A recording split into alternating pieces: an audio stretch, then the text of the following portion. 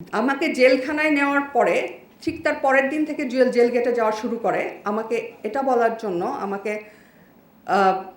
যে আমাকে আবার হুমকি দিতে শুরু করে যে তুমি আজকে ডিভোর্স উইথড্র করতে রাজি হও, আমি কালকে তোমার পুরো ফ্যামিলিকে আর তোমাকে জামিন করাবো। তো আমি আসলে তখন রাজি হই না, প্রথমত যে আমাকে এত কিছু করার পরে আমি তো আসলে ওর সাথে রাজি হব না, এটাই স্বাভাবিক। দেন আমাকে 3-4 দিন এরকম যে আমাকে যখন রাজি করাতে না পারে তখন আমার মায়ের সঙ্গে দেখা করে এবং আমার মাকে বলে যে আপনার মেয়েকে রাজি করান, তা না হলে আপনার একটা ছেলে দেশের বাইরে থাকে আর একটা ছেলে তো দেশে আছে, তাকে কিন্তু গুম করায় রাখবো, খুঁজেও পাবেন না, আর আপনার নাতি আপনাদের লাইফ সব শেষ হয়ে যাবে। তখন আমার মা আমার কাছে কান্নাকাটি করার পরে আমি আসলে আবারও ফ্যামিলির কথা চিন্তা করি এবং আমার ছেলের সাথেও দেখা করতে যায় সে, এবং আমার ছেলেকেও বলে যে একমাত্র তুমি তোমার মাকে রাজি করাইতে পারবা, তুমি বললে সে রাজি হবে। তখন আমার ছেলে আমাকে খবর পাঠায় যে আমাদের লাইফ হেল্প করে দিবে, যে একটা দেশের স্বরাষ্ট্রমন্ত্রী এবং পুলিশ প্রশাসনের ঊর্ধ্বতন কর্মকর্তারা এবং মন্ত্রীরা যদি কারোর সঙ্গে থাকে তুমি তার সাথে পারবা না। এটা আমার ছেলে আমাকে বলে এবং আমার ভাইয়েরাও বলতে থাকে। তো ও যেভাবে বলে তোমাকে সেভাবেই আপাতত করতে হবে, কাজ মানে ওর সাথেই থাকতে হবে তোমাকে এইভাবে। তখন আমি আমার পরিবারের কথা, আমার সন্তানের কথা চিন্তা করে রাজি হই। রাজি হওয়ার পরে তারপরে আমি যেদিন রাজি হই ওই সপ্তাহে আমাদেরকে জামিনে বের করে এবং আমাদেরকে জামিন ইভেন সে কোর্ট পর্যন্ত ম্যানেজ করছিল। কোর্টে আমার লয়াররা যখন ফেস করছে তখন কোর্ট সে ম্যানেজ করে রাখছিল মন্ত্রীদের পাওয়ারে। সো সে নিজেই জামিন করায়। জামিন করানোর পরে আমাকে যে দ্বিতীয়বার আমার সাথে আমি যেদিন জামিন করে বাসায় চলে আসি সেদিন আমার ডিভোর্সের 5 মাস চলে এবং তার পরের দিন থেকে জুয়েল আমার বাসায় আসতে থাকে।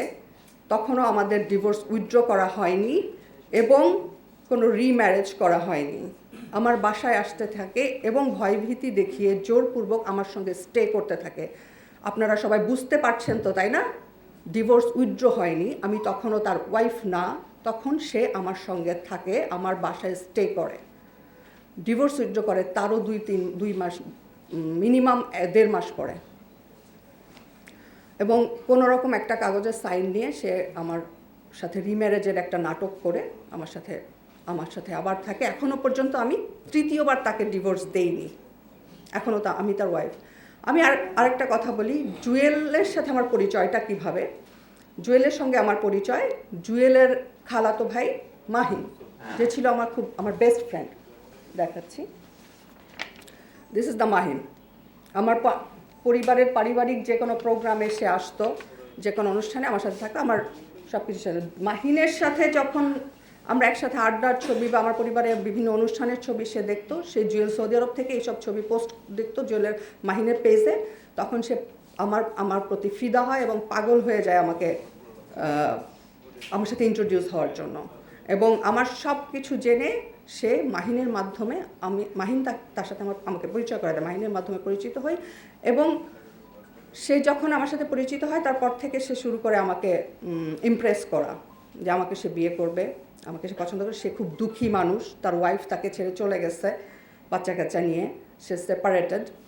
তো আসলে যখন বিয়ের ঠিক 3 দিন পরে আমি জানতে পারি সে সেপারেটেড না, কারণ 3 থেকে 4 দিন পরে আমার যখন শুটিং থাকে, আমাকে বিয়ে করে আমার মায়ের বাসাতেই রাখে জুয়েল। আমার মায়ের বাসা থেকে শুটিংয়ে যাই, দেন শুটিংয়ে যখন একটু রাত হয়ে যায়, আপনারা জানেন শুটিংয়ের আসলে কোনো টাইম টেবল থাকে না, 12টা এক্সিট করে যায়, আমি তখন বাসায় ফিরি, এসে দেখি জুয়েল আমার ওপরে খুব রেগে আছে এবং আমাকে তখন সে শুরু করে যে কোনো কাজ করা যাবে না, আমি এখন থেকে যেভাবে বলবো সেভাবে চলতে হবে। আমি আকাশ থেকে পড়ি আসলে, যে লোকটা বিয়ের দিন পর্যন্ত আমাকে বলছে যে কাজ করলে কোনো সমস্যা নাই, তোমাকে জেনেই তুমি একজন অভিনেত্রী, এই জন্য আমি তোমাকে পছন্দ করি, এই জন্য বিয়ে করছি, সো আমার সমস্যা নাই। সেই লোকটা আজকে বিয়ের 4 দিন পর থেকেই আমাকে বলছে যে কারোর সঙ্গে যোগাযোগ করা যাবে না। ইভেন ধরেন আপনারা যে কোনো একজন সাংবাদিক আমার কোনো ইন্টারভিউ নেবেন, আমাকে ফোন দিয়েছেন, সেই ফোনের জের ধরে ওই টর্চারটা আমাকে হতে হয়েছে। সাংবাদিক কিন্তু জানে না যে আমার ওপর দিয়ে তখন কী গেছে। আমাকে তখন গায়ে হাত তোলা থেকে শুরু করে আর মেন্টাল টর্চারের কথা বলাই বাহুল্য, এটা আমি আর কি বলবো। তো কেন সাংবাদিক আমাকে ফোন দিল এত রাতে, সাংবাদিকের সাথে কোনো যোগাযোগ করা যাবে না, কোনো মিডিয়া পার্সনের সাথে কোনো যোগাযোগ করা যাবে না। মানে আমি আকাশ থেকে বলি, যে মানুষটা আমি এতদিন ধরে আমি অভিনয় করে যাচ্ছি, আমি কাজ করে যাচ্ছি, আমি ইন্ডিপেন্ডেন্ট একজন মানুষ, হঠাৎ করে আমাকে যদি এরকম করে কেউ বন্দি করতে চায়, তো আমার উপর দিয়ে আসলে কি যাওয়ার কথা সেটা আপনারা হয়তো বা রিয়েলাইজ করতে পারবেন। দেন এটা যখন আমি রাজি হই না, যে না কেন করব না আমি অভিনয়, তখন থেকেই শুরু হয় যে হুমকিটা, যে দেখছো আমার সাথে কাদের সাথে খাতির, আমি কাদের, তখন সে নিজে থেকেই বলে যে সে কি করে আসলে।